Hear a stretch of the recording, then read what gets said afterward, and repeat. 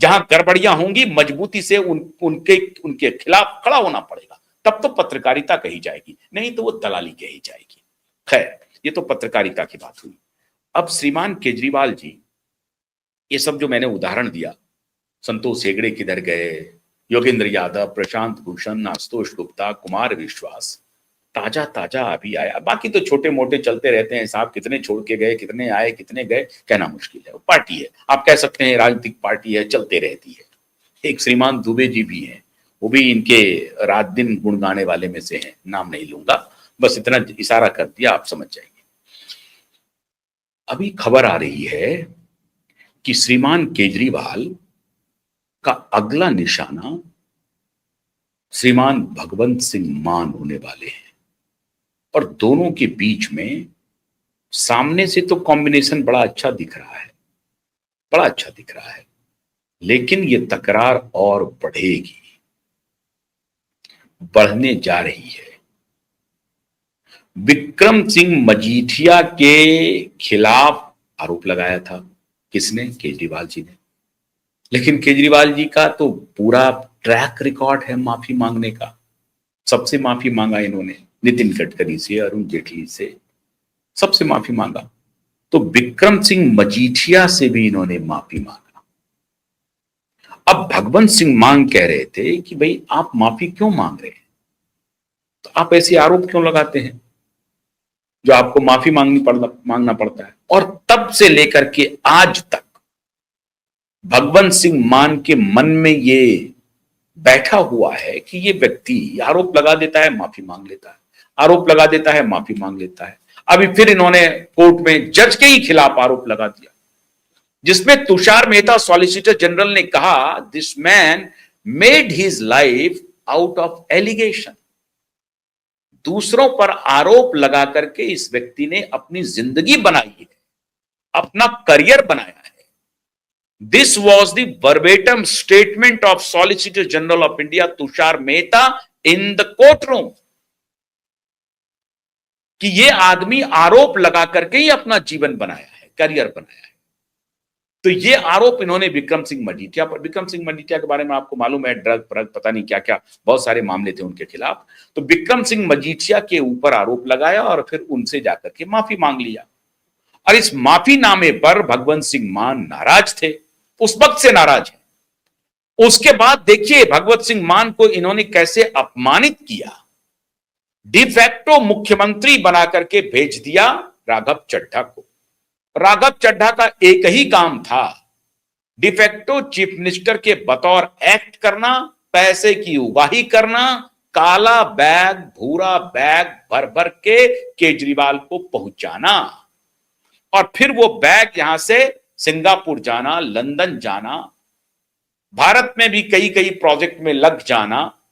ये पूरा धंधा, बिजनेस, मतलब आप कहिए कि आम आदमी पार्टी के स्टेट मैनेजर के रूप में गए थे श्रीमान राघव चड्ढा, और बल्कि स्टेट सीईओ कह दीजिए, सीईओ के रूप में। आम आदमी पार्टी के सीईओ वो हैं, और वो आप समझिए कि मैनेजिंग डायरेक्टर टाइप का कोई चीज है तो वो है भगवंत सिंह मान, कहने के लिए हैं, लेकिन सारा काम सीईओ साहब कर रहे थे।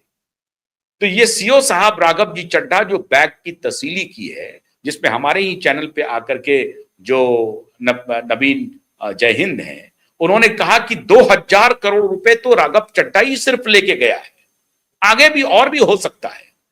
साहब एक एक ऑफिसर के ट्रांसफर पोस्टिंग में लाखों, हजारों और लाखों रुपए के लेन देन होते हैं, और ये प्रत्येक दिन होता है, ध्यान रखिए आप, ये महीने के अंत में नहीं होता है, प्रत्येक दिन मनी का ट्रांजैक्शन। ये न्यू नॉर्मल है, को बताने की जरूरत नहीं, हर जगह होता है। तो ये प्रत्येक दिन हो रहा था, और प्रत्येक दिन कैश आ रहा था, कैश, और उस कैश को अपने बैग में बंद करके श्रीमान केजरीवाल जी के पास पहुंचाया जा रहा था। इसीलिए श्रीमान राघव जी चड्ढा इतने करीबी बने कि पत्नी के बाद अगर कोई दूसरा व्यक्ति था जेल में मुलाकाती की लिस्ट में, तो श्रीमान राघव चड्ढा थे, इतने क्लोज थे। कल्पना कीजिए, भगवंत मान से वो क्लोजनेस नहीं है। भगवंत मान तो टैक्टिकल एक रिलेशन है, आप इसे कह सकते हैं कि पॉलिटिकल रिलेशन है। राघव चड्ढा से तो पारिवारिक रिश्ते हो गए थे। क्यों? पैसे का लेन देन डायरेक्ट चल रहा था। और अब राघव चड्ढा एक एक की लिस्ट एनफोर्समेंट डायरेक्टरेट, सीबीआई और सरकार के पास पहुंचा रही है कि साहब देखिए, हमारा तो जीना मुश्किल इन्होंने कर दिया, हमें तो पिटाई की थी बतौर नवीन जय हिंद। हो सकता है इन्होंने पब्लिक डोमेन में नहीं बोला हो, लेकिन एनफोर्समेंट डायरेक्टरेट के पास, सीबीआई के पास या सरकार के कुछ वरिष्ठ नेताओं के पास इन्होंने अपना रोना रोया जरूर होगा। कौन? श्रीमान राघव जी चड्ढा जरूर बोले होंगे कि साहब बंद कमरे में इन्होंने हमारे साथ बदतमीजी की और हमें पीटा तक, तो मैं तो इसे छोड़ूंगा नहीं, आपको जो चाहिए मैं सारे सबूत देने के लिए तैयार हूं। तो राघव जी चड्ढा आप सारे सबूत दे रहे हैं। उस सबूत में कुछ ऐसे भी हैं जो श्रीमान भगवंत सिंह मान के खिलाफ जा रहा है।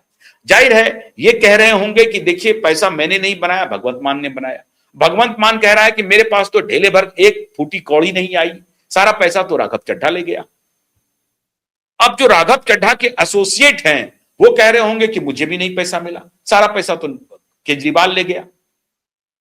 अब ये पैसे का झगड़ा होगा। अभी तो गुजरात गए थे राघव, अभी मान साहब और केजरीवाल जी, और सामने से दिख रहे हैं और कह रहे हैं कि गुजरात में अब की बार आप सरकार। ये जहां जाते हैं सब जगह कहते हैं अब की बार आप सरकार। गुजरात में इनको क्या देखने को मिलेगा वो आने वाले दिनों में पता चलेगा, कुछ कह नहीं सकते, लेकिन आने वाले दिनों में पता चलेगा। लेकिन अभी घूम रहे हैं ये, और भगवंत सिंह मान इनके लिए एटीएम है। पंजाब के पैसे पर केजरीवाल की पार्टी चल रही है। अब ये जानकारी केंद्रीय गृह मंत्री के पास है। केंद्रीय गृह मंत्री एक्टिव हैं, उनका डिपार्टमेंट एक्टिव है, सूचनाएं मिल रही हैं, हर दिन कोई ना कोई फाइल टेबल पर पहुंच रहा है। अब अरविंद केजरीवाल को लग रहा है कि एक तो राघव चड्ढा मेरे गले की फांस बन गया है, ऊपर से हमारे पास बहुत, अभी तक तो हम जो कह रहे हैं मान रहा है। अरविंद केजरीवाल की इच्छा है कि एक बार पंजाब का मुख्यमंत्री बन जाए। लिप्सा देखिए, लालसा देखिए, बिना मुख्यमंत्री के कैवलकेड चल रहा है अरविंद केजरीवाल के लिए। कोई आदमी ये नहीं पूछ रहा है कि इस व्यक्ति सुरक्षा के नाम पर, अरविंद केजरीवाल की सुरक्षा के नाम पर जेड श्रेणी से भी बड़ा कैवलकेड चल रहा है पंजाब सरकार का अरविंद केजरीवाल के लिए। लेकिन अरविंद केजरीवाल की अब मंशा यह है कि दिल्ली में तो अब इस जन्म में नहीं आएंगे, पंजाब भी ये हाथ से चला गया, और अगर किसी भी प्रकार से हमने पंजाब को रोक भी लिया तो फायदा क्या? मैं तो इतना लोभी आदमी था, जितना बड़ा कुकर्म किया, लोगों की भावना से खेला और कहा कि आजादी की दूसरी लड़ाई है, ये सब मैंने प्रपंच किया। सारा प्रपंच करने के बाद मेरा एजेंडा क्या था? मेरा एजेंडा था मुख्यमंत्री बनना दिल्ली का, और मैं बन गया। अब मैं वहीं से हट गया तो मैं काहे का देश की दूसरी आजादी लड़ूंगा? मेरा वो दूसरी आजादी से कोई लेना देना नहीं था। मुझे तो स्टालिन को तब चोर बोलना था, आज स्टालिन के साथ खड़ा हो जाना है। तब शीला दीक्षित को चोर बोलना था, उसके बाद कांग्रेस के ही साथ हाथ मिला लेना है। अभी कांग्रेस के साथ हाथ मिलाए हुए थे तो भला हो अजय माकन जी का, जिन्होंने इनको पहले पहचान लिया, और इनको जेल भेजवाने में श्रीमान अजय माकन जी की बड़ी भूमिका है। आप जितनी भी तारीफ करें श्रीमान अजय माकन जी की कम होगी। भारतीय जनता पार्टी ने इन्हें जेल नहीं भिजवाया, ध्यान रखिए। ये मोर्चा लेकर के खाली बाहर चले आते हैं बीजेपी के कार्यकर्ता, जेल तो इसे कांग्रेस पार्टी ने ही भिजवाया। और इसीलिए इनके मन में चल रहा है कि राहुल गांधी के साथ हम बैठेंगे नहीं। हालांकि राहुल गांधी भी देर सवेर इनको पहचान ली और अब उन्होंने अपनी दूरी बढ़ा ली है। तो ये जितने भ्रष्टाचारी हैं देश के, सबके साथ ये खड़े हो रहे हैं। ये मैं नहीं कह रहा हूं, ये कह रहे थे ना।